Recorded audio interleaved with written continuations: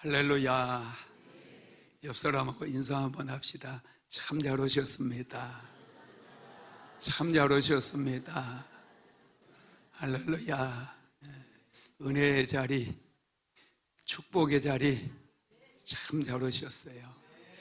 오늘 이 밤에 이곳에 안 오면 잠을 자든지 유튜브 보고 있든지 사람 만나든지 끔찍합니다. 여러분, 은혜의 자리 나와서 은혜 받으면 인생에 놀라운 일이 일어납니다. 하늘의 문이 열려집니다. 기적이 일어납니다. 하나님은 살아계십니다. 믿습니까? 우리 옆 사람하고 다시 인사합시다. 하나님은 살아계십니다. 하나님은 오늘도 살아계십니다.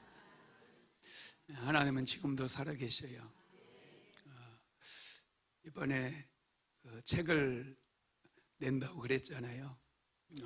도란노 출판사에서 책이 나오게 되는데 원고를 다 드렸더니 처음에 한번 쑥 훑어보더니 목사님 기존의 순서가 있어서 출판 순서가 다른 책들 출판 준비하느라고 목사님 책은 4월 말에나 나올 것 같아요 그러더라고요.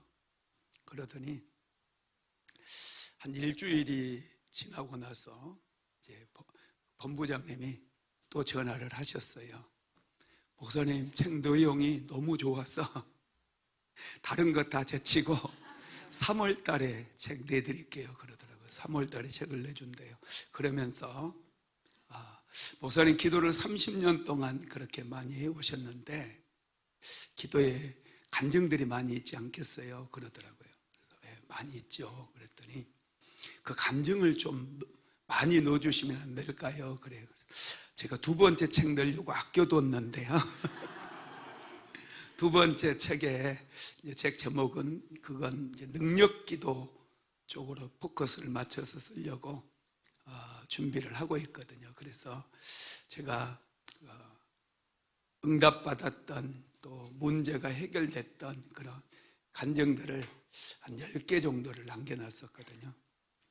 그런데 그분이 목사님 첫 번째 책이 잘 돼야 두 번째 책도 잘 됩니다 그러면서 간증을 추가해 달라고 그러더라고요. 그래서 이번 주에 간증을 한번 쭉 정리를 해봤어요. 그리고 책에 7개를 더 추가를 했습니다. 기존에 한 2-3개를 집어넣어놨는데 7개를 추가를 했어요. 간증을 정리하면서 나의 삶 가운데 내 기도 생활 가운데 하나님께서 역사하시고 또 응답하셨던 그 일들을 다시 한번 복기하고 쭉 생각을 해보니 정말 걸음걸음 중요한 순간순간 고비고비마다 하나님께서 기도에 응답해 주셨더라고요. 특별히 제가 안산에서 목회를 시작하고 상가교회만 있다가 이게 임대료도 많이 나가고요. 상가는 관리비가 또 많이 나가요. 임대료가 그때 당시에 90만 원 나가고 관리비가 한 60만 원 나갔거든요. 뭐 임대료나 관리비나 뭐 거의 비슷해. 그래서 합 150만 원이잖아요. 헌금 들어오면은 다 그걸로 다 나가는 거예요. 뭐 선교 없어도 이제 제 사례비는 못 받아도 선교는 했거든요. 많지는 않지만 어떻게 해서든지 선교비 보내고 그랬는데 어느 날 이제 기도를 하는데 그런 생각이 드는 거예요. 상가에 있다가 큰일 나겠구나. 차라리 낡은 건물이라도 건물을 사서 은행 이자를 내미는 게 상가에서 임대료와 또 관리비 내는 것보다 낫겠구나 이런 생각이 드는 거예요. 그래서 돈도 없으면서 건물을 알아보기 시작했어요. 안산시에 나와 있는 건물이라는 건물은 다 가봤어요. 그런데 가격이 맞는 게 없어요. 돈도 없고. 계속 이제 기도하다가 한 번은 국민일보를 봤는데, 국민일보가 아니라 호산나 뉴스를 봤는데, 교회 매매한다는 광고가 있어요. 만만하더라고요. 그때 3억에 나왔어요. 3억에. 그래서 잘 얘기하면은 한 2억 5천에는 살 것 같아요. 그래서 찾아갔거든요. 찾아갔는데, 야, 그 교회를 보자마자 그냥 만나지도 않고 돌아와 버렸어요. 왜 돌아왔느냐 하면 지붕의 기와가 날아간 거예요. 바람에 날아가가지고 기와가 듬성듬성 빠져 있고요. 거기 또 경계석 있잖아요. 경계석, 큰 도로하고 또 인도 있는 조그만한 이 경계석이 전부 다 깨져 있고, 또 교회 벽이 삐뚤삐뚤한 거예요. 그래서 아유, 이건 아니지 하고 고개를 흔들어 버리고 그냥 교회로 왔어요. 그리고 일주일쯤 지났는데 목양실에서 바닥이 그때 마루였거든요. 목양실 바닥을 마루로 했네. 마루에 누워가지고 이렇게, 야, 하나님 건물을 주시려면 좀 주셔요. 이렇게 하고 있는데 갑자기 하나님의 음성이 들리는 거예요. 야, 거기가 그래도 입지는 괜찮아 그러는 거예요. 위치가 괜찮대요. 아, 그래요? 그러면서 다시 차를 끌고 건물로 갔거든요. 그래서 가서 보니까 앞에 한 50m 길 앞에 큰 대로변이 있고, 바로 앞에 3,000세대 아파트가 있고요. 또 빌라, 다가구 주택 이런 것들이 많이 밀집해 있는 거예요. 그래서 야, 여기 입지는 괜찮네 그러면서 이제 목사님을 만났어요. 그래서 2억 7천에 계약을 했어요. 한 3천만 원 깎았으니까. 하여튼 잘 말씀드려가지고 2억 7천에 계약을 했거든요. 근데 이제 계약할 때까지는 좋았는데 거기서부터 문제가 생겼어요. 엄청난 문제의 연속이었어요. 그 나중에 그 목사님하고, 목사님 그 교회로 된 줄 알고 교회하고 저희 교회랑 계약을 했거든요. 그런데 나중에 알고 보니까 대출 받으려고, 돈이 없으니까 대출을 받아야 되잖아요. 대출을 받으려고 계약서 이렇게 드리고 이제 은행 측에 주고 그랬더니 이분 소유가 아니라는 거예요. 그래서 그러면 어디 소유냐 그랬더니 그 교단의 유지재단 소유로 되어 있다는 거예요. 유지재단. 그래서 유지재단 소유니까 유지재단하고 다시 계약서를 작성해서 오라는 거예요. 그래가지고 이제 유지재단을 찾아갔거든요. 그런데 이게 거기만 그 유지재단과 계약만 하면 끝나는 게 아니라 이 목사님이 저보다 먼저 다른 교회랑 또 이중계약을 해놓은 거예요. 이중계약을 해가지고 이제 그 목사님하고는 어떻게 됐느냐면 다른 분과 다시 계약을 하면 그 계약금 돌려주기는 조건으로 이제 해지까지 또 한 거예요. 해지 약정서까지 쓴 거예요. 그러면 저한테 계약금 받았으면 돌려줘야 돼요? 돌려주지 않아야 돼요? 이건 일반 성도들도 다 알잖아요. 네, 당연히 돌려줘야 되거든요. 원래 2배 돌려줘야 되는데 서로 쌍방 합의에 의해서 해지하기로 했으니까 그냥 계약금만 돌려주면 되거든요. 근데 저한테 계약금을 받아가지고 이분이 다른 데 써버린 거예요. 그러니까 그 목사님이 나중에 알게 돼가지고 이제 노발대발 하는 거죠. 그래가지고 이게 목사 3명이 이제 얽힌 거예요. 얽힌 거. 볼만했어요. 그래서 이제 막 서로 이제 왜 안 줬냐, 나는 당신한테 줬는데, 계약금 줬는데 왜 이분에게 안 줬느냐, 그러면 왜 당신이 나한테 안 주고 다른 데 써버렸냐, 이 목사님은 얘기하고 이제 집중 공격을 하는 거죠. 뭐라고 하면서 만나가지고. 그래서 이거 안 되겠다. 그러면 우리는 또 유지재단하고 계약서를 써야 돼서 유지재단을 찾아갔거든요. 강남에 있더라고요. 거기 가가지고 여차여차해서 계약서를 다시 써야 되니 계약서 다시 씁시다 그랬더니 유지재단 담당하는 총무 장로로 가는 분이요, 목사들한테 막 욕을 하더라고요. 나 처음 겁대가리를 상실했어. 막 욕을 하면서 절대로 자기는 써줄 수가 없대요. 목사가 임의로 지 마음대로 그 계약서 쓴 거 자기 소유도 아닌 거 썼는데 목사 네가 책임져라 그러면서 막 욕을 하는 거예요. 나한테 욕했으면 내가 안 참아요. 안 참았을 텐데 다행히 나한테는 욕을 안 했어요. 나는 가만히 있었거든요. 절대로 안 써준다는 거예요. 절대로 안 써준대요. 그래서 이제 막 두 분이서 막 이제 이 장로님하고 싸우는 거예요. 저는 한 발짝 뒤로 물러서서 하나님, 이런 상황에서는 어떻게 해야 됩니까? 기도를 했거든요. 계속 질문하며 기도를 했어요. 그랬더니 갑자기 하나님께서 유지재단 이사장을 찾아가래요. 유지재단 이사장. 그래서 장로님은 싸우다가 들어가 버리고 그 앞에 직원 두 분이 있었거든요. 직원한테 여기서 결판이 안 나니 유지재단 이사장님을 내가 만나야 되겠다. 이사장님 교회가 어디시냐 그랬더니 전라남도 목포라는 거예요. 전라남도 목포대요. 주소를 좀 달라. 그래서 이 두 분 설득을 해가지고, 안 가려는 거 설득해가지고 목포로 내려갔어요. 목포로 쫙 그냥 그 유지재단에서 목포까지 쫙 내려가 버렸어요. 다 싣고 목포에 북동인가 어디에 있었거든요. 그 북동 교회를 딱 찾아가서, 교회가 엄청 크더라고요. 교회 딱 찾아갔는데 그곳에 문을 열고 이제 부교육자들 만났는데 목사님이 지금 요수로 부흥회를 갔다는 거예요. 요수로 부흥회를 갔대. 그래서 제가 빨리 목사님께 연락해라.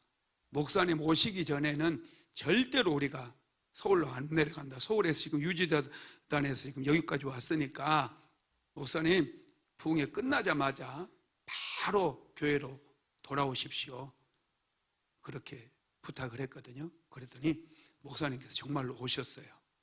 저녁 8시에 오셨어요. 우리가 5시쯤 도착했는데 8시에 이제 오셨어요. 그래서 이사장님 앞에서 이제 얘기를 하는데 또 두 분이 싸우는 거예요. 계속 이제 나한테까지 막 나를 공격하고 내버려 뒀어요. 그랬더니 막 싸우고, 그러더니 유지재단 이사장님이 저한테 물어보더라고요. 목사님 어떻게 해주시면 되겠습니까? 그래요. 뭐 어떻게까지 필요 없고요. 저는 계약서만 새로 써주시면 모든 문제가 해결됩니다. 그랬더니 이사장님이 그러더라고요. 알았다. 내가 유지재단 이사회를 열어가지고 계약서를 다시 쓰도록 할 테니까 올라가세요. 그러는 거예요. 그래서 이제 계약서를 쓰기로 하고 이제 집으로 왔거든요. 밤 12시쯤 됐어요. 밤 12시쯤 돼가지고 집에 오고, 그 과정 속에서 우리 성도들 몇 명 안 됐는데 매일마다 밤마다 그거 알고 이제 기도했거든요. 성전에 모여가지고 매일 밤마다 합심으로 기도를 했어요. 그래서 그때 2월 달인가 이사를 하기로 되어 있었는데 이제 미뤄지는 거예요. 계속 계약서도 못 쓰고 계속 미뤄졌는데 계속해서 기도하니까 정말로 그 이사회가 새로 열려가지고 계약서를 절대로 안 써준다고 그랬었는데 그 장로님 손으로 계약서를 새로 써주고 도장도 딱 찍어준 거예요. 그래서 이제 나는 그것만 되면 다 되는 줄 알았어요. 그것만 되면 이제 다 되는 줄 알았죠. 그래서 대출도 정말 그때 이제 그분들이 은행에서도요 대출을 막 이제 안 해주려고 하는 거예요. 안 해주려고. 근데 겨우 이제 그분들 만나고 또 그 지점장님 만나고 그래가지고 대출을 해주기로 했거든요. 대출을 딱 받아가지고 이제 우리가 잔금을 다 치렀어요. 그리고 잔금 치르는 과정 속에서 그 목사님 계약금도 다시 돌려주고, 제가 이제 직접 돌려줬어요. 그거 돌려주고 다 이제 잔금을 치렀거든요. 그러면 얹어 있던 교회 목사님은 다 받았으니까 이제 어떻게 해야 돼요? 이사를 가야 되잖아요. 이사를 안 가요. 이사를 안 가. 우리 상가교회는 다른 목사님이 오셔가지고 이제 우리는 비워줘야 되고, 거기는 안 가고 버티고. 그래서 어떻게 할까 고민 많이 했어요. 제가 정말 고민 많이 하다가 그냥 하나님께 이제 우리가 기도하고, 성도들이 막 밤마다 모여서 기도하고, 그래서 만나가지고 우리가 1층 쓸 테니까 당신들이 2층 써라. 그렇게 하고 우리 1층 이제 공사를 들어가고요. 공사를 했어요. 그리고 그분들은 2층에서 쓰다가 한 달 반 정도 더 썼거든요. 그러다가 그분들이 이제 유지재단으로부터 또 좀 받아서 이사를 하게 되었어요. 여러분, 기도가 정말 놀라워요. 이 복잡한 과정이 있었고 문제가 정말 얽히고 설켜 있어서 제가 쉽게 지금 말씀을 드린 거거든요. 그때 당시에는 앞이 하나도 안 보였어요. 그런데 합심으로 기도하니까 이 문제가 다 해결돼 가지고 우리가 이사를 갔어요. 참 하나님의 은혜였죠. 여러분, 합심으로 기도하면 굉장한 능력이 있어요.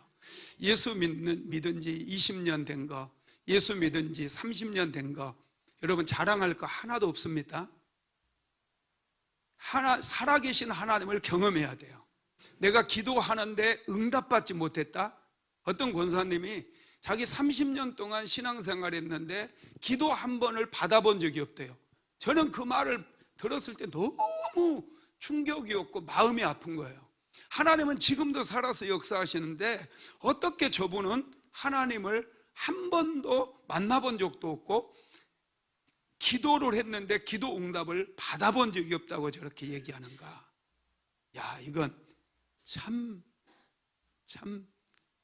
안 된 거죠. 답답한 거죠. 제가 그래서 하나님께서 감동을 주셔서 이번에 기도 특강이라고 하는 책을 쓰게 됐어요. 거기 책에 보면은 이제 능력기도 15가지를 제가 쭉 풀어서 설명을 했고요. 그리고 제가 기도하면서 응답받았던 그런 이야기들을 많이 기록을 했습니다. 여러분, 하나님은 지금도 살아계십니다.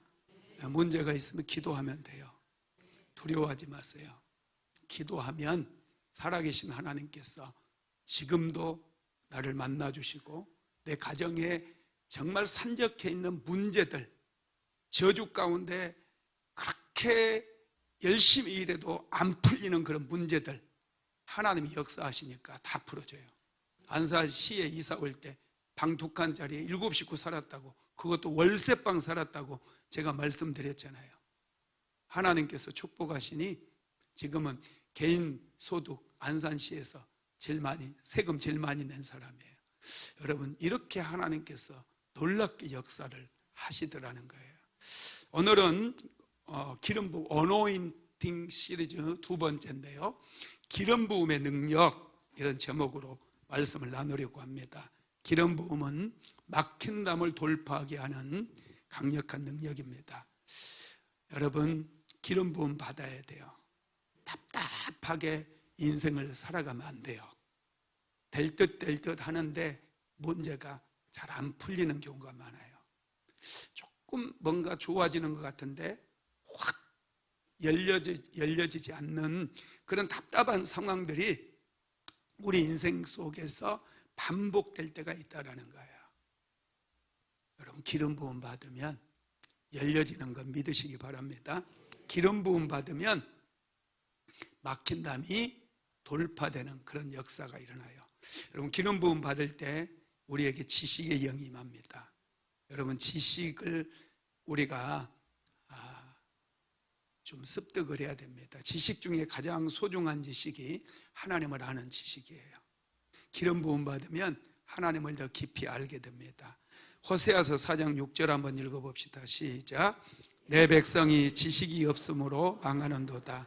내가 지식을 버렸으니 나도 너를 버려 내 제사장이 되지 못하게 할 것이요, 내가 내 하나님의 율법을 잊었으니 나도 내 자녀들을 잊어버리리라.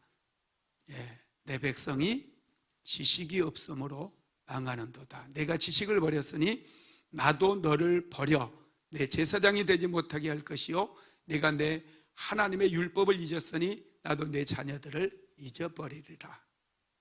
여러분, 기름 부음 받으면 하나님을 더 깊이 아는 지식이 생깁니다. 기름 부음을 충만하게 받게 되기를 예수님의 이름으로 축복합니다. 민수기서 11장에 보면은 이스라엘 백성들이 애굽에서 해방되어 광야로 나와서 떠도는 그런 장면이 나와요.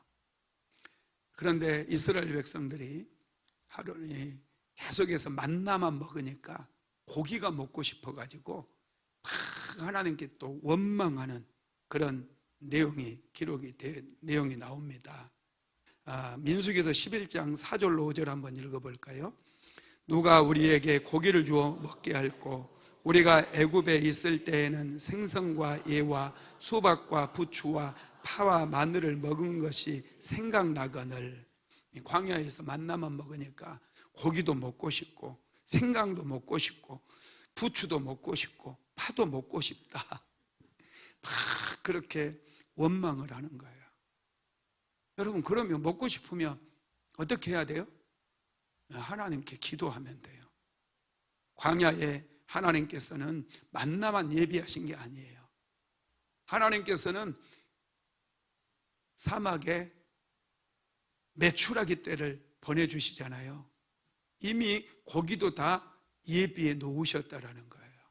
그런데 이스라엘 백성들은 만나만 먹으니까 막 힘이 빠지고 이제는 파도 먹고 싶고 부추도 먹고 싶고 고기도 먹고 싶고 우리가 애굽에 있을 때는 막 그런 거 다 먹었다는 거예요. 그러면서 막 불평불만해. 하나님을 모르다 보니까 인생이 범사에 불평인 거예요. 짜증이 나는 거예요.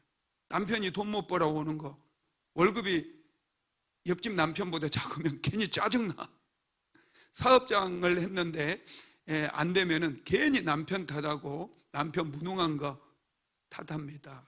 그러면서 밥도 안 해줘. 짜증을 내. 여러분, 이게 하나님을 모르는 사람들의 특징이에요. 하나님을 모르는 사람은 범사에 원망이 많고 불평이 많고 짜증이 많다는 거예요. 그래서 정말 모세한테 자꾸 그렇게 짜증을 내고 원망을 하면서 우리가 차라리 애굽으로 돌아가는 것이 낫겠다 막 이러니까 모세가 너무 고통스러운 거예요. 그래서 모세가 하나님 앞에 하나님, 내가 이 백성 낳았습니까? 내가 이 백성 낳았냐고요? 하고 막 따지는 거예요. 왜 나에게 이런 무거운 짐을 지어가지고 나를 이렇게 힘들게 합니까? 하나님께 모세가 기도해요. 그랬더니 하나님께서 모세에게 알았다. 그러면 70명의 너네 지도자들 중에서, 족장들 중에서 존경받는 사람들 70명을 뽑아가지고 한 장막에 넣어놔라 그래요. 이스라엘 각 지파 중에서 70명을 뽑아서 한 장막 안에 넣어놓으라고 그런 거예요. 그래서 모세가 70명을 뽑아가지고 한 장막에 딱 넣어놓으니까요, 그 70명에게 고기를 내려주신 게 아니라 그 70명에게 성령을 부어주셔요. 강력한 성령을 그들에게 부어주십니다. 한번 읽어봅시다. 민수기서 11장 24절로 25절 시작. 모세가 나가서 여호와의 말씀을 백성에게 알리고 백성의 장로 70인을 모아 장막에 들러 세우매 여호와께서 구름 가운데 강림하사 모세에게 말씀하시고 그에게 임한 영을 70 장로에게 임하게 하시니 영이 임하실 때 그들이 예언을 하다가 다시는 하지 아니하더라. 이 70명의 장로에게 성령으로 기름을 부어주시는 거예요. 여러분, 신기하게 이 70명의 장로들에게 기름 부음이 임하니까 이 장로들이 하나님을 아는 지식이 생기는 거예요. 하나님의 능력, 하나님의 지혜, 하나님의 지식, 이런 것들이 이 70명의 장로들에게 임하니까 백성들을 가르치기 시작하는 거예요. 그래서 백성들 사이에 두려움이 사라지게 되고 하나님을 알게 되니 두려움이 사라지고 원망 불평이 사라지게 되더라는 거예요. 여러분, 저와 여러분도 믿음 생활하면서 성령 받지 못하고 믿음 생활하게 되면 인생이 재미가 없어요. 신앙생활이 재미가 없어요. 기적을 경험할 수도 없어요.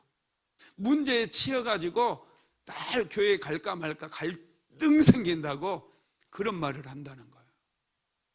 여러분, 이번 어노인팅, 이 기름 부음 시리즈 말씀을 통해서 모두가 다 성령 받게 되기를 예수님의 이름으로 축복합니다. 기름 부음 받으면 여러분 놀라운 역사들이 일어나게 되는 거예요. 하나님께서는 예수님에게 성령으로 기름을 부어주셨어요. 가는 곳마다 귀신들이 떠나가고 예수님이 가시는 곳마다 병든 자들이 치유되고 소경이 눈을 뜨며 안진뱅이가 걷게 되는 그런 역사가 일어나게 돼요. 갇힌 자들이 노임을 받게 돼요. 포로된 자들에게 자유가 임하게 되었다는 거예요. 누가복음 14장 16절에서 19절까지 같이 한번 읽어봅시다. 시작. 예수께서 그 자라나신 곳 나사렛에 이르사 안식일에 늘 하시던 대로 회당에 들어가사 성경을 읽으려고 서심해 선지자 이사야의 글을 들이거늘 책을 펴서 이렇게 기록된 데를 찾으시니 곧 주의 성령이 내게 임하셨으니 이는 가난한 자에게 복음을 전하게 하시려고 내게 기름을 부으시고 나를 보내사 포되는 자에게 자유를, 눈먼 자에게 다시 보게 함을 전파하며 눌린 자를 자유롭게 하고 주의 은혜의 해를 전파하게 하려 하심이라 하였더라. 하나님께서, 예수님께서 공생의 사역을 시작하실 때 성령을 부어주셔요. 성령으로 기름을 부어주셨다는 거예요. 그래서 가시는 곳마다 귀신들이 떠나가는 역사가 일어났고 죽은 자가 살아나게 되고 병든 자들이 고침받는 놀라운 역사가 일어나게 되었다는 것이죠. 누가복음 3장 21절로 22절 한번 읽어봅시다. 시작. 백성이 다 세례를 받을새 예수도 세례를 받으시고 기도하실 때에 하늘이 열리며 성령이 비둘기 같은 형체로 그의 위에 강림하시더니 하늘로부터 소리가 나기를 너는 내 사랑하는 아들이라 내가 너를 기뻐하노라 하시더라. 예수님께서 공생의 사역을 시작하실 때 하나님께서는 성령으로 기름을 부어주셨다는 거예요. 성령의 기름 부음을 받아야 돼. 그래서 예수님께서 이제 공생의 사역을 마치고 승천하시면서 제자를 불러놓고 예수님께서 너희는 예루살렘을 떠나지 말고 아버지께서 약속하신 것을 기다리라 그래요. 그러면서 너희는 몇 날이 못 되어 성령으로 세례를 받으리라 말씀하십니다. 분명하게 말씀하셔요. 지금은 은혜의 시대이며 성령 시대이기 때문에 성령을 받기를 소망하는 자 반드시 다 성령 받게 되고 기름 부음 받게 되고 여러분이 가진 능력보다 70배나 더 능력 있는 인생을 살아가게 된다라는 사실을 믿으시기를 바랍니다. 애국 역사상 30살의 나이에, 그것도 노예 출신이 국무총리가 된 사건이 딱 한 번 있어요. 이 노예가 국무총리가 된 비결이 있습니다. 그게 창세기 41장 38절에 나오는데 같이 읽어봅시다. 바로가 그 신하들에게 이르되 이와 같이 하나님의 신이 감동한 사람을 우리가 어찌 얻을 수 있으리요. 하나님의 신이 감동한 사람, 하나님의 성령이 감동한 사람, 하나님의 성령으로 기름 부음 받은 사람이라는 거예요. 노예로 팔려갔던 사람이 그것도 30살의 나이에 애굽의 국무총리가 된 거예요. 쟁쟁한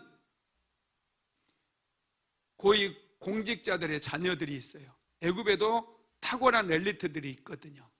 이런 사람들 다 제끼고, 가문 좋은 사람 다 제치고, 학벌 좋은 사람 다 제치고, 학교는 다녀본 적도 없고 노예 생활하고 감옥에 죄수로 갇혀 있었던 그 사람이 애굽의 국무총리가 되었다는 거예요. 그게 성령의 기름 부음 받았기 때문이라는 거예요. 여러분, 이스라엘 민족을 애굽의 종살이에서 해방시킨 사람은 모세잖아요. 모세는 이스라엘 백성들을 노예에서 해방시켰던 대단한 사람이에요. 그리고 40년 동안 광야 생활을 이끌었던 사람입니다. 모세의 리더십은 탁월했어요. 모든 백성들은 모세의 리더십 아래 이제 요단강을 건너서 가나안 땅으로 들어갈 준비가 다 돼 있었어요. 40년 동안 그들은 모세의 리더십 아래서 훈련을 받았고 모세의 리더십에 순종을 했거든요. 그런데 하나님께서는 모세는 요단강을 건너가지 말라고 그랬어요. 모세의 후계자로 여호수아를 세웁니다. 여호수아는 그 원망불평 많았던 이스라엘 백성들을 데리고 요단강을 건너가게 됐고 여리고성을 돌파하고 아이성을 돌파하고 애굽의 가나안의 온 족속들과 전쟁을 통해서 승리를 거두며 이스라엘 백성들에게 그 땅을 기업으로 분배하는 일을 하게 됩니다. 여러분, 여호수아에게 어떻게 이런 능력이 생겼을까요? 여호수아의 능력은 모세 같은 기라성 같은 모세 뒤를 이어서 그 조금 더 흔들림 없이 리더십이 바뀌었음에도 불구하고 조금 더 흔들림이 없이 이스라엘 백성들을 하나로 뭉치게 했으며 가나안 정복 전쟁에서 승리를 하게 만드는 그 여호수아의 리더십은 어디에서 왔겠느냐는 거예요.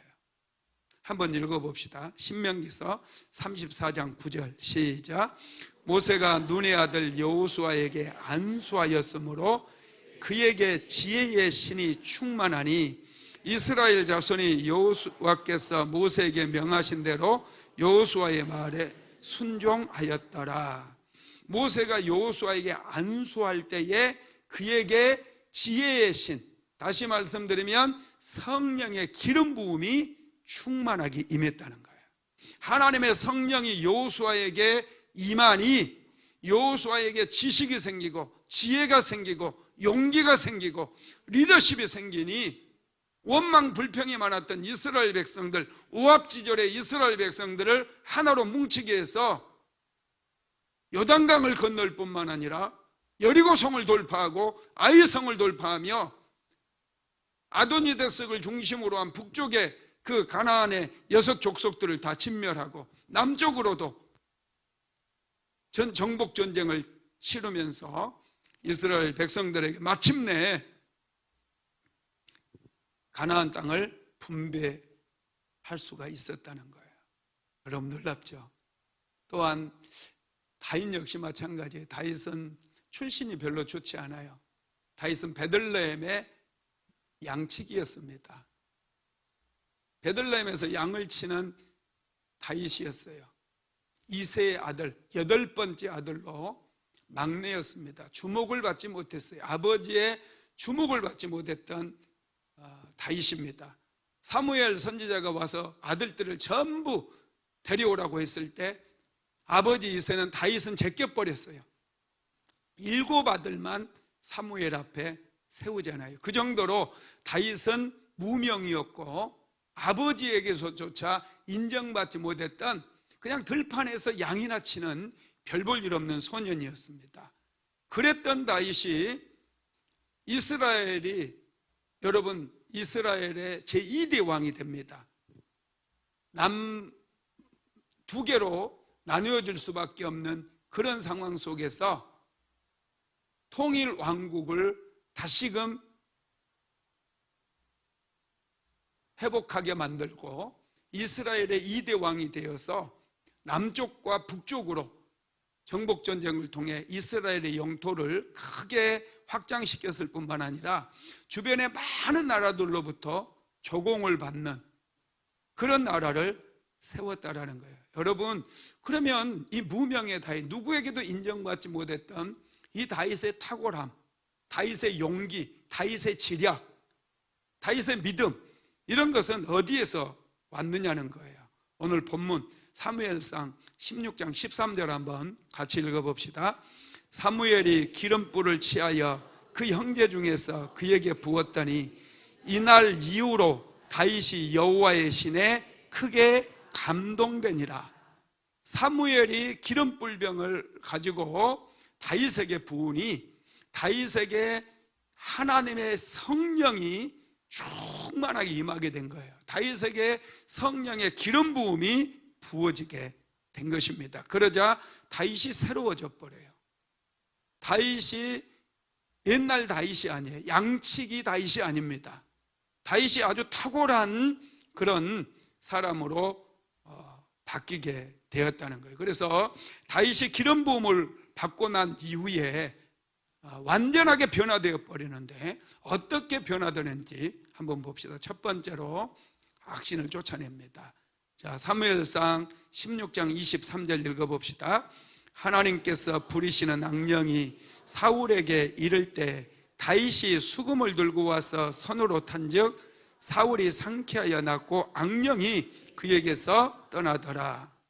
다윗이 양을 치면서 들판에서 혼자서 수금을 배웠어. 이제 수금을 치며 시간을 보내고 그런 생활을 했었거든요. 다윗이 기름 부음 받기 전에는 그냥 수금을 타도 아무 일도 일어나지 않았어요. 그런데 다윗이 기름 부음을 받고 나니 다윗이 수금을 연주할 때 귀신들이 떠나가는 거예요. 이 소문이 이스라엘 전역에 퍼졌어요. 그래서 사울왕이 악신에 들려서 고통을 받으니 사울왕의 신하 중에 한 사람이 한 베들레헴에 한 소년이 있는데 그 소년이 수금을 타면 귀신이 떠나가고 악한 영들이 떠나간다, 그런 얘기를 한 거예요. 그래서 데려와라. 그래서 다윗을 데려와서 다윗이 수금을 연주하니 정말로 사울에게서 악신이 떠나가 버린 거예요. 여러분 놀랍지 않습니까? 기름 부음 받은 사람이 찬양 사역하고 기름 부음 받은 사람이 악기를 연주하게 되면 귀신들이 떠나가고 하늘의 문이 열려지고 기적이 일어나고 역사가 일어난다는 거예요. 기름 부음 받은 목사가 설교할 때 상처받은 심령들이 치유되고 귀신들이 떠나가며 하늘이 열려지고 하나님의 영광이 임하게 된다는 거예요. 그래서 여러분 기름 부음이 아주 중요해요. 여러분들도 기름 부음 받아서 가정을 세워나가야 돼요. 기름 부음 받은 사람이 자녀들을 양육할 때 자녀들을 잘 키울 수 있어요. 기름 부음 받은 사람이 사업장을 경영할 때 그 사업장이 잘 되는 거예요. 기름 부음 받은 사람이 직장 생활할 때 그 직장이 살아나는 거예요. 할렐루야. 여러분 기름 부음은 오늘날에는 성령 시대이기 때문에 사모하는 사람들에게 주십니다. 다 기름 부음을 받게 되기를 예수님의 이름으로 축복합니다. 두 번째로 다윗이 기름 부음을 받고 이스라엘의 원수를 넘어뜨리고 승리하게 됩니다. 사무엘상 17장 50절 같이 읽어봅시다. 다윗이 이같이 물매와 돌로 블레셋 사람을 이기고 그를 쳐 죽였으나 자기 손에는 칼이 없었더라. 다윗이 기름 부음을 받고 나서 골리앗을 쓰러뜨리는 거예요. 그것도 물맷돌로 골리앗을 한 방에 쓰러뜨려 버려요. 기름 부음 받으니 이 다윗이 양을 치기 위해서 물매를 던지는 연습을 많이 했거든요. 그래서 평소에 사자들로부터 또 이리로부터 양을 지키기 위해서 물매 돌리는 연습을 많이 했어요. 그런데 기름 부음을 받고 나서 물매를 던졌을 때 이 물매는 백발백중인 거예요. 골리앗은 자기의 힘을 믿었어요. 골리앗은 자기가 가진 무기, 자기 방패든 그 소년들, 자기와 함께한 사람들을 믿고 이스라엘의 하나님을 저주했어요. 이스라엘의 군대를 저주했어요. 사울왕을 저주했어요.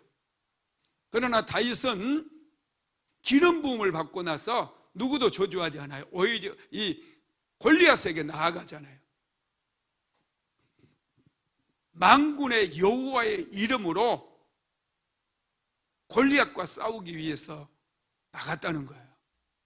그리고 물맷돌 한 방으로 골리앗을 쓰러뜨려 버리고 다윗은 승리하게 된다는 거예요. 원수를 쓰러뜨리는 거예요. 기름 부음 받고 기도하는 사람과 기름 부음 없이 기도하는 사람의 차이는 엄청납니다. 성령의 기름 부음을 받고 기도할 때 여러분의 인생을 무너뜨리기 위해서, 도적질하기 위해서 찾아온 모든 어둠의 권세들을 한 방에 쓰러뜨릴 수가 있는 거예요. 안 그러면 자꾸 시험에 넘어져요. 유혹에 넘어져요. 죄에 넘어져요. 자꾸 죄에 넘어져 가지고 원망하고 불평하고, 다른 사람은 다 되는데 왜 나는 안 되지? 푸념하고, 그렇게 인생을 살아가게 된다라는 것이죠. 여러분, 기름 부음은 능력이에요. 기름 부음 받으면 내가 가진 능력, 내가 가진 기술, 내가 가진 건강, 내가 가진 물질, 이런 것들이 내 인생을 세우는 능력이 되는 거예요. 자녀들을 세우는 능력이 되는 거예요. 기름 부음이 아주 중요해요. 다윗이 물맷돌 던지는 것은 자기 생업을 위해서 그렇게 연습을 했었거든요. 그런데 기름 부음을 받고 나자 그가 가진 그 재능, 물매를 던지는 그 재능이 원수를 쓰러뜨리는 능력으로 바뀌더라는 거예요. 할렐루야. 여러분, 기름 부음 다 받게 되기를 예수님의 이름으로 축복합니다. 세 번째로 하나님의 이름을 높이게 됩니다. 다윗이 기름 부음을 받고 나서 정말 수많은 찬송시를 쓰게 돼요. 시편을 기록하게 된다는 거예요. 시편 8편 1절 한번 읽어봅시다. 시작. 여호와 우리 주여, 주의 이름이 온 땅에 어찌 그리 아름다운지요, 주의 영광이 하늘을 덮었나이다. 여러분, 다윗이 기록한 시편을 깊이 묵상해 보셨나요? 다윗의 시편은 세상의 어떤 시와도 비교할 수 없는 정말 깊이가 있고요, 정말 놀라운 시예요. 노벨 문학상을 봐도 몇 개 받아야 돼요. 다윗의 시편은 정말 놀랍습니다. 이 통찰력이 얼마나 깊이가 있는지 몰라요. 여호와 우리 주여, 주의 이름이 온 땅에 어찌 그리 아름다운지요, 주의 영광이 하늘을 덮었나이다. 이 표현도 참 멋지지 않나요? 주의 영광이 하늘을 덮으셨다는 거예요. 와, 여러분, 다윗이 기름 부음 받고 나면서부터 정말로 하나님을 깊이 찬양하게 되고 수많은 찬송시, 시편을 기록하게 되었다라는 거예요. 네 번째, 기름 부음이 임하고 나서 다윗은 지혜로 충만하게 됩니다. 사무엘상 18장 5절 말씀 한번 읽어봅니다. 시작. 다윗은 사울이 보내는 곳마다 가서 지혜롭게 행하여 사울이 그를 군대의 장으로 삼았더니 온 백성이 합당히 여겼고 사울의 신하들도 합당히 여겼더라. 다윗은 사울이 보내는 곳마다 가서 지혜롭게 행하여 승리를 거둔 거예요. 그러다 보니 사울이 다윗을 쫄로 삼은 게 아니라 군대의 장으로 삼아버렸대요. 지혜로운 사람은 여러분 항상 머리가 되는 거예요. 지혜자들은 지도자가 될 수밖에 없어요.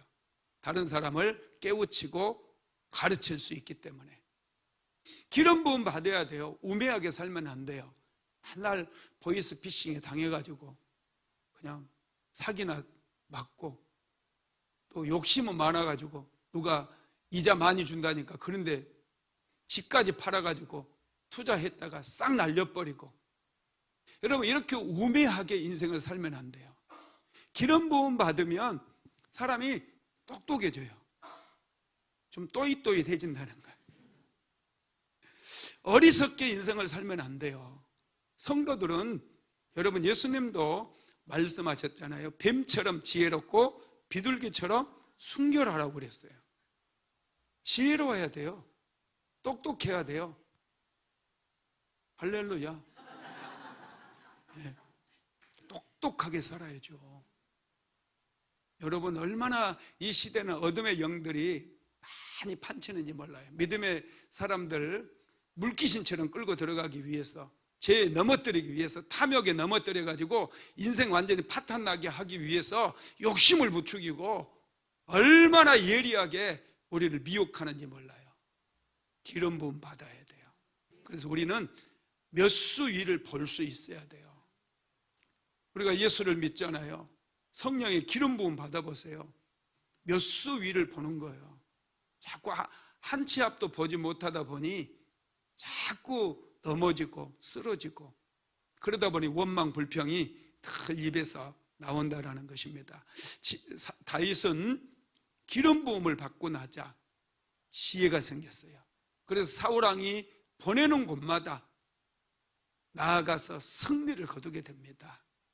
그래서 사울왕은 다윗을 군대의 장으로 삼았다는 거예요. 다섯 번째, 기름 부음 받게 되면 보호를 받게 됩니다. 하나님께서 천군 천사를 보내서 보호해 주신다는 거예요. 역대상 16장 22절 같이 읽어봅시다. 이르시기를 나의 기름 부음 자에게 손을 대지 말며 나의 선지자를 해하지 말라 하셨도다. 나의 기름 부음 자에게 손대지 말며 그랬어요. 기름 부은, 하나님께서 기름 부은 자들에게는 손대지 말라는 거예요. 이건 하나님께서 보호해 주시겠다는 거예요. 여러분들이 기름 부음 받아야 돼요. 그래야 더 이상 사고도 나지 않아요. 사고가 반복해서 나는 분들이 있어요. 성도들 가정에도 반복해서 사고가 자주 생기는 집들이 있습니다. 여러분, 이거 끊어야 돼요.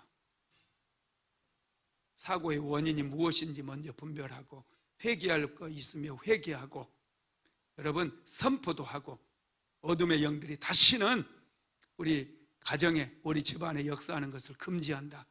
명령도 내리고, 이건 영적 전쟁이었잖아요. 그 다음에 기름을 부어야 돼요. 성령으로 기름 부음 받아야 돼요. 그러면은 그 반복되었던 그 사고들로부터 하나님께서 보호해 주시게 됩니다. 여섯 번째로 기름 부음이 임하면 능력 있는 사람이 됩니다. 시편 89편 21절 한번 같이 읽어봅시다. 시작. 내 손이 그와 함께하여 견고하게 하고 내 팔이 그를 힘이 있게 하리로다. 하나님께서 기름 부음 받은 자와 함께하고, 그래서 견고하게 하고, 하나님께서 기름 부음 받은 자를 하나님의 팔이 힘이 있게 만든다는 거예요. 그러다 보니 능력 있는 사람이 돼요. 기왕 살 건 능력 있게 삽시다. 네, 찌질이 같이 살지 말고 좀 능력 있게 살아야 돼요. 기도해서 기름 부음 받고 지혜롭고 능력 있게 살아야죠. 인생은 한 번밖에 없어요. 목사님, 다음 생이라는 말 꺼내지도 마세요. 인생은 한 번이에요. 한 번밖에 없는 인생이에요. 그래서 인생이 소중한 거예요. 여러분들 인생 정말 소중하게 여기십시오. 그냥 허투루 시간을 그냥 떠내려 보내지 마세요. 젊은 사람일수록 허투루 막 시간 떠내려 보내는 사람이 있어요. 막 어디 놀 때 찾으러 다니고 자꾸 그렇게 시간을 흘려 보내버리면 안 돼요. 나중에 후회밖에 안 남아요. 인생은 한 번뿐이에요. 딱 한 번이에요. 그러니 복되게 살아야죠. 열심히 가꾸며 살아야죠. 하루하루 최선을 다해서 잘 살아야죠. 자녀들도 잘 키워야죠. 자녀들도 복되게 살아갈 수 있도록 자녀들 위해서 매일마다 기도하고 매일마다 축복해 주면서 자녀들이 인생을 잘 살게끔 해야죠. 그냥 놔놓고 내버려 두면 안 돼. 돈 주고 공부만 가르쳐도 안 돼요. 자녀들 위해서 열심히 기도해야 돼요. 여러분들 부모가 기도하지 않으면 누구도 기도해 주는 사람이 없어요. 낳은 게 죄예요. 그러니 자녀들 위해서 기도해야 돼요. 결혼했으면 남편은 아내를 매일마다 축복하며 기도하고, 아내는 남편을 존중하고 사랑함으로 남편을 위해서 매일마다 기도하는 거예요. 근데 어리석은 여자는 남편을 알기를 우습게 알아요. 그래가지고 남편을 그 물건이라고 불러. 세상에. 여러분 정말 어리석은 거예요. 막 돈 못 벌어오고, 저 인간은 옆집 인간하고 바꿔야 돼 막 이렇게 이상 인간이라고 부르고 물건이라고 부르고. 여러분, 남편이 정말 하나님께서 여러분들에게 예비해 주신 능력 있는 남편이 맞는데 남편이 돈을 잘 못 벌고 그러는 것은 기도 안 해서 그래요. 남편 배우의 역사는 악한 영들을 대적하고 열심을 다해 기도하면 이 악한 영들이 떠나가므로 남편에게 기름이 부어지고 유능하고 능력 있고 지혜로운 남편이 되어서 옆집 남편이 1,000만 원 벌어오면 3,000만 원 벌어와. 여러분, 그래서 지혜로운 사람은 남편을 위해서 매일 기도하는 거예요. 또 아내가 막 밥도 맛도 없게 하고 반찬 해놓은 게 이건 너나 먹어라 막 타박하는 남자들 많은데 아내를 위해서 기도하는 거예요. 현숙한 여인이 될 수 있도록. 여러분, 인생 잘 살아야 돼요. 대충 살면 안 됩니다. 적당하게 살려고 생각하지 마세요. 우리는 진하게 살자고 내가 맨날 얘기하잖아요. 그래서 기도도 진하게 하는 거예요. 제가 매일마다 나와서 진하게 기도해요. 매일마다 기도하는 이유가 뭡니까? 인생이 소중하니까. 대충 적당히 끝낼 그런 인생이 아니니까. 정말 열심히 뜨겁게 기도해서 하나님을 더 깊이 만나고 하나님을 더 깊이 알고 성도들에게도 어떻게 하든지 한 말씀이라도 살아있는 말씀, 능력의 말씀, 권능의 말씀을 전하기 위해서 그렇게 하는 거예요. 인생은 여러분 참 좋아요. 참 살아볼 만해요. 그런데 대충 살지 말자는 거예요. 뜨겁게 살자는 거예요. 열정적으로 살자는 거예요. 7번째가 기름 부음이 임하면 하나님께 신분을 높여주십니다. 여러분들의 신분이 높아져요. 자, 시편 89편 24절 말씀 같이 읽어봅니다. 나의 성실함과 인자함이 그와 함께하려니 내 이름으로 말미암아 그의 뿔이 높아지리로다. 아멘. 나의 성실함과 인자함이 그와 함께하리니, 하나님의 성실함과 인자함이 기름 부음 받은 자와 함께하리니 내 이름으로 말미암아, 하나님의 이름으로 말미암아 그의 뿔이 높아지리로다. 뿔이 상징하는 게 신분을 얘기하는 거예요. 뿔은 신분, 지위, 관직 이런 것을 상징하는 거예요. 이 뿔이 높아졌다 그런 말 하잖아요. 여러분, 신분이 높아져 버려요. 기름 부음 받아야 돼요. 종처럼, 찢기처럼 쫄로 인생을 마감하려고 하지 마시고 여러분들의 신분이 높아져야 돼요. 하나님께 기도함으로. 그래서 기름 부음 받아서 신분이 높아져야죠. 하나님께서는 남자들에게 특별히 남자들이여 거룩한 손을 들고 기도할지니라 그랬어요. 하나님께서 뿔을 높여주신다는 거예요. 남자들은 도전받아야 돼요. 기도는 아내의 몫이라고 생각하는 이상한 분들이 있어요. 남편이 가정의 가장이잖아요. 영적인 가장이기도 해요. 구약시대는 여자들의 이름도 안 불렀어요. 족보에는 남자들만 들어가지 여자들 이름이 들어가지 않았어요. 그것은 남자들에게 영적인 책임이 있다는 거예요. 남자들이 깨어서 기도해야죠. 남자들이 자녀들 교육 제대로 시켜야죠. 아내의 사랑을 받고 존중을 받아야죠. 그러기 위해서는 남자들이 깨어서 기도해야 된다는 거예요. 할렐루야. 할렐루야. 여자들만 아멘 하지 말고 남자들도 아멘 해야죠. 할렐루야. 남편들이요, 거룩한 손을 들고 오늘부터 기도해 보세요. 하나님께서 여러분들의 뿔을 높여주신다니까요. 아내의 사랑과 존경을 받게 해주시고 자녀들의 사랑과 자녀들의 존경을 받게 해주신다니까요. 기도하지 않으니 그 인간 소리 듣는 거예요. 그 물건 소리 듣는 거예요. 남자들이 깨어나야 돼요. 하나님께서는 기름 부음을 통해서 우리의 신분을 높여주신다는 것을 믿으시기를 바랍니다. 내 이름으로 말미암아 그의 뿔이 높아지리로다, 이렇게 말씀을 하셨습니다. 길갈이라고 하는 책을 쓴 안종혁이라고 하는 분이 있어요. 이분이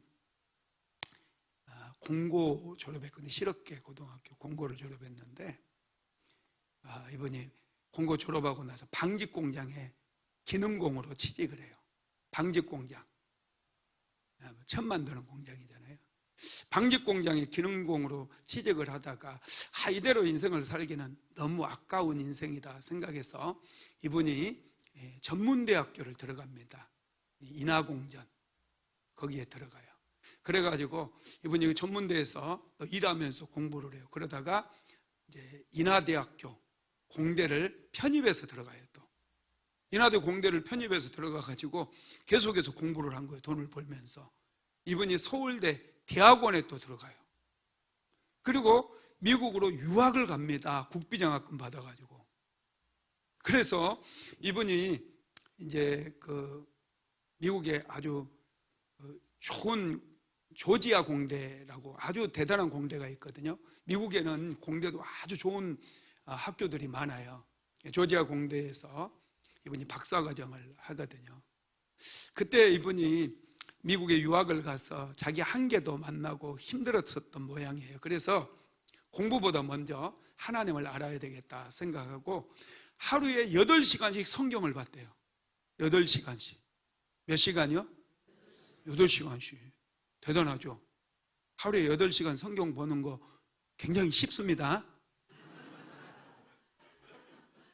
할렐루야. 8시간씩 성경을 이분이 몇 달 동안 보는 거예요.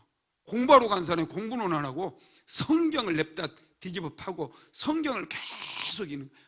너무 이게 이제 자기 생각보다 공부하는 게 어렵고 힘들잖아요. 그래서 성경을 봐요. 그리고 새벽 기도를 나가요. 하루는 기도하는데 새벽에 나가서 기도하는데요, 큰 불이 자기에게 쑥 들어오더래요. 엄청 뜨거웠다는 거예요. 너무너무 뜨거워서 팔딱팔딱 뛰었대요. 기도하다가. 예. 그리고 나서 이제 이분이 그때 자기 지도교수가 맴스라고 하는 그 분야를 연구하고 있었는데 이게 이론적으로는 이게 있는데 회로를 만들지 못해서 이게 이제 상품으로 제품으로 만들지를 못하는 거예요. 어떤 이게 무슨 장치인가 봐요. 그런데 하나님께 이렇게 딱 기도하는데 갑자기 지혜가 열리고 지식이 열리면서 가지고 있었던 연필로 종이에다가 딱 생각이 떠오르는 대로 회로를 그렸대요. 그랬더니 그게 정말로 그게 회로가 돼가지고요, 그 맴스라고 하는 장치를 만들어 버린 거예요. 그래서 이분이 그걸로 박사학위를 받게 되고 신시내티 대학이라고 하는 대학에 그 공대에 초빙이 돼서 교수님이 되어지고요, 종신교수가 돼요. 종신교수가. 여러분 놀랍지 않나요? 저는 이분 책을 읽으면서 아주 막 전율이 생기더라고요. 어떻게 기능공 출신이 우리나라에서 방직공장의 기능공 출신이 이렇게 미국의 신시내티 공대 유명하거든요.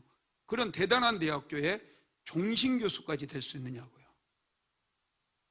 여러분 기름 부음이 그렇게 신분을 높여버린 거예요. 기름 부음이 높여준 거예요. 기름 부음 받으면 돼요. 안 되지 않아요. 여러분의 인생 속에 나는 왜 안 되지? 왜 안 되지? 왜 나는 안 되는가? 한탄하지 마시고요, 기름 부음 받으라니까요. 하나님 나를 만나주세요. 나에게 기름을 부어주세요. 기름을 부어주세요. 기름 부음 받아야 돼요. 기름 부음 받으면은 여러분 역사가 일어나요. 복된 인생이 돼요. 저주받은 인생이 복된 인생으로 바뀌는 거예요.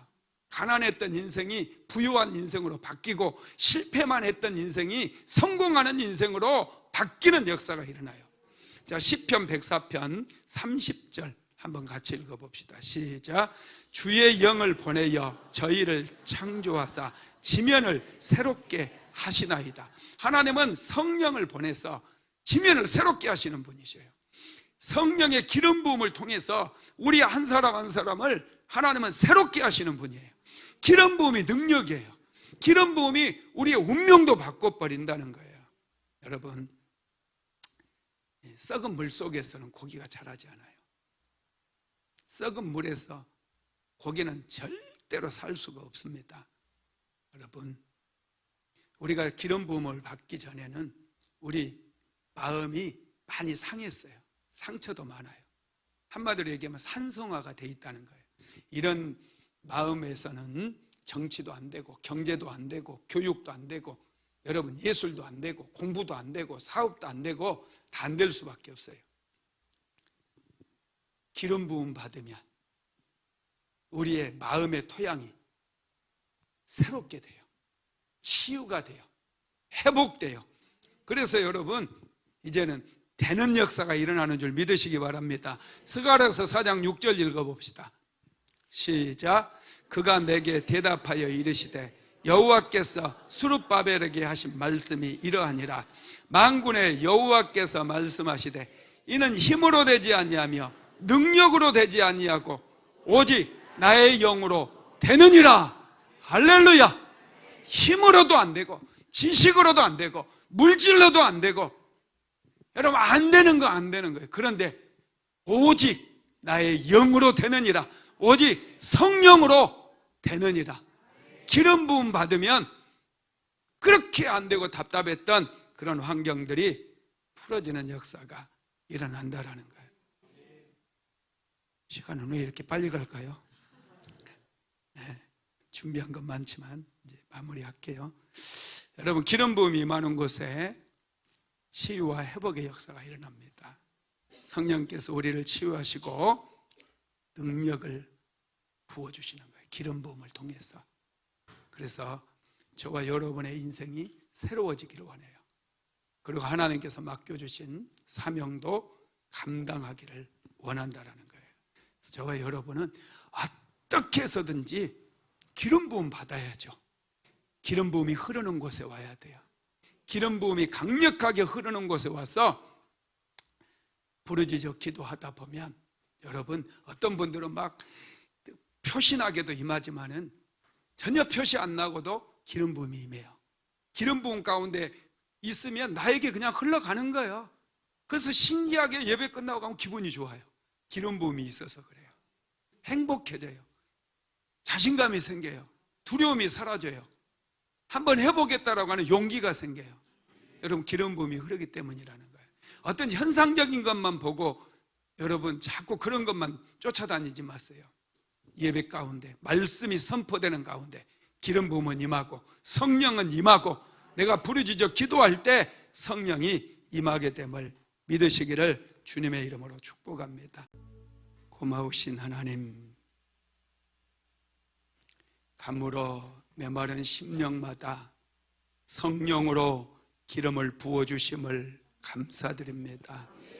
사랑하는 성도들 인생 속에 날마다 기름 부음이 더 강력해지게 만들어 주옵소서. 기름 부음을 통해서 지혜가 생기고 기름 부음을 통해서 능력이 생기며 기름 부음을 통해서 신분이 높아질 수 있도록 주님 축복하여 주시옵소서. 기름 부음이 가정마다 흘러감으로 죽었던 가정이 깨어나고 살아나게 하시고 가정마다 번성케 되어지고 가정마다 풍성한 열매가 맺혀질 수 있도록 성령으로 기름 부어 주시옵소서.